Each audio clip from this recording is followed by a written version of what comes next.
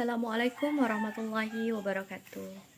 Alhamdulillahirobbilalamin. Assalatu wassalamu ala asrofil anbiya'i wal mursalin sayyidina wa Muhammadin wa ala alihi wa sahbihi ajma'in, amma ba'd. Alhamdulillah, ananda semua ibu dalam keadaan sehat, dan semoga ananda semua juga selalu dalam keadaan sehat dan di dalam lindungan Allah. Baiklah, hari ini Ananda kelas 3 kita akan melanjutkan pembelajaran. Kita hari ini akan mempelajari pelajaran fikih tentang ketentuan puasa Ramadan. Silakan buka buku kalian halaman 52, yaitu tentang ketentuan puasa Ramadan. Baik, sebelumnya ibu akan menjelaskan pengertian puasa. Apa itu puasa? Menurut bahasa, puasa artinya imsak dan menahan.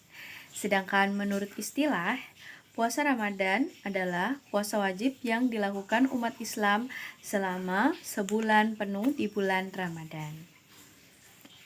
Baiklah, di dalam surat Al-Baqarah ayat 183, Bismillahirrahmanirrahim. Ya ayyuhallazina amanu kutiba alaikumusiyam kama kutiba alal ladzina min qablikum la'allakum tattaqun.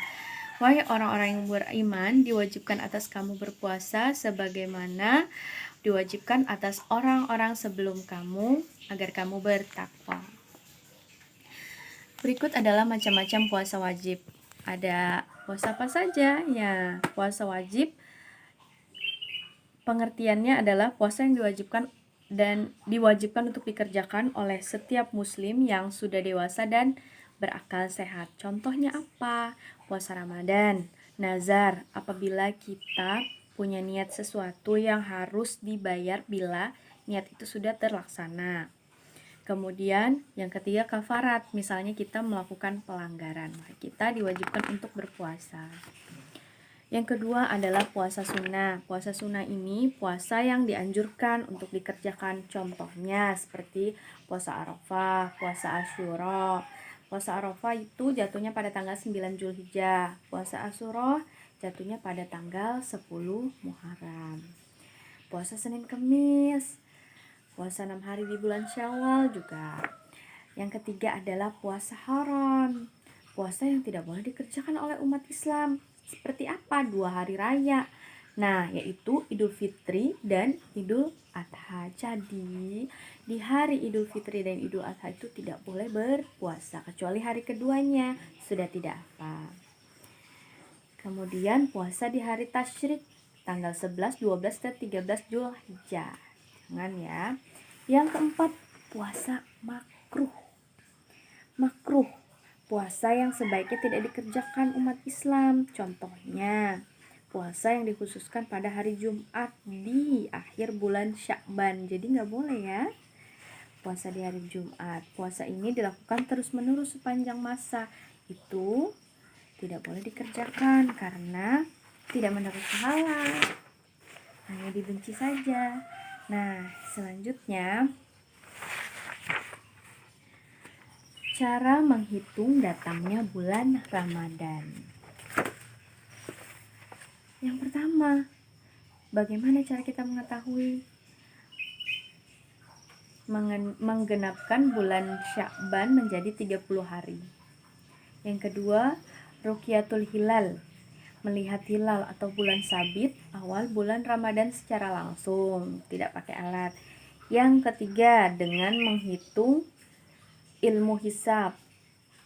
Maaf, ruqyatul hilal biasanya ada perlengkapan tersendiri ya yang digunakan para ahli untuk melihat bulan sabit. Yang ketiga, perhitungan ilmu hisab atau kabar dari ahli hisab. Yang keempat, mendengarkan dan membaca pengumuman resmi dari Kementerian Agama. Kita biasanya pakai yang keempat, itu cara yang paling mudah. Baiklah, kemudian ada ketentuan puasa, syaratnya dan syarat wajib dan syarat sahnya. Ada apa aja? Yang pertama, sudah balik. Sudah balik itu sudah cukup umur.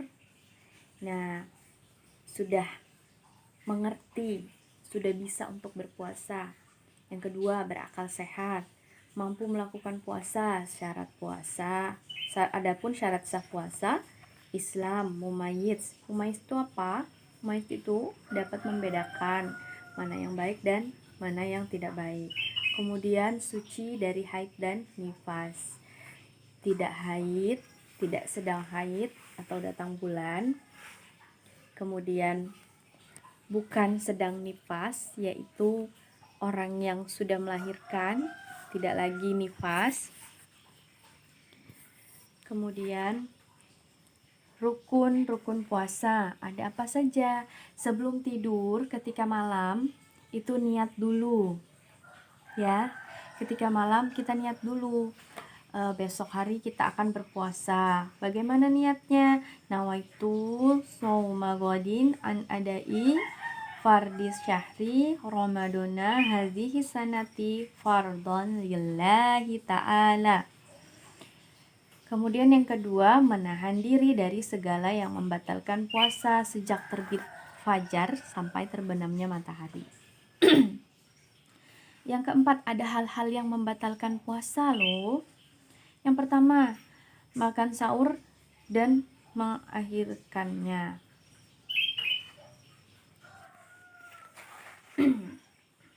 Hal-hal yang disunahkan dalam berpuasa. Yang pertama adalah makan sahur dan mengakhirinya. Kemudian menyegerakan berbuka. Lalu memperbanyak sedekah dan membaca doa berbuka puasa. Yang keempat, memperbanyak ibadah. Misalnya membaca Al-Quran, sholat sunnah, iktikaf di masjid. Yang keempat, ada hal-hal yang membatalkan puasa. Apa saja? Makan dan minum dengan disengaja. Kemudian muntah dengan sengaja. Nah, muntah ini apabila kita sedang sakit dan tidak sengaja dimuntahkan, puasa kita tidak batal ya. Kecuali kita sengaja memasukkan jari kita ke mulut kita kemudian kita muntah, itu akan batal puasa kita. Yang ketiga, hilang akal atau mabuk.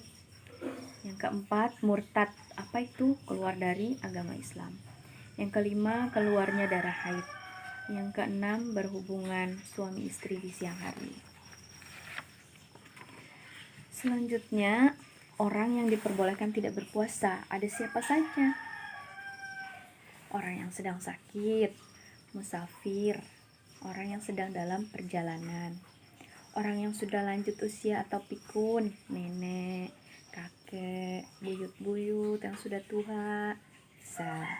Kemudian perempuan hamil dan ibu menyusui tidak puasa, tetapi puasanya diganti. Dia harus membayar fidyah. Nah, yang kelima, perempuan yang sedang haid dan nifas. Nah, bila sedang haid dan nifas, nanti puasanya diganti di lain waktu. Fidyah itu tadi apa? Fidyah adalah memberi makan fakir miskin karena tidak mengerjakan puasa. Berikut hikmah puasa. Yang pertama, dari puasa kita akan mempertebal solidaritas sesama. Yang kedua, memupuk rasa kasih sayang. Yang ketiga, membiasakan diri untuk bersifat jujur. Jujur ketika kita sedang berpuasa.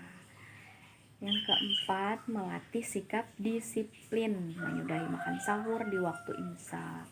Kemudian berbuka di waktu yang sudah ditentukan untuk berbuka.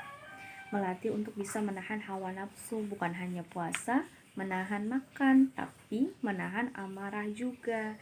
Bersabar, menunggu waktu berbuka. Yang keenam, menerapkan pola hidup sehat. Dengan berpuasa, kita akan menyehatkan anggota tubuh kita. Nah, dimana yang satu hari penuh biasanya kita makan, di waktu lain jam makan siang atau makan pagi kita masih nyemil, di situ lambung kita berhenti, jadi diistirahatkan, kita akan sehat. Kemudian mendorong dan melatih untuk beramal. Pada bulan puasa kita akan banyak-banyak beramal soleh. Baik, itu saja penjelasan Ibu pada hari ini. Semoga mudah dimengerti dan dipahami. Terima kasih. Wassalamualaikum Wassalamualaikum warahmatullahi wabarakatuh.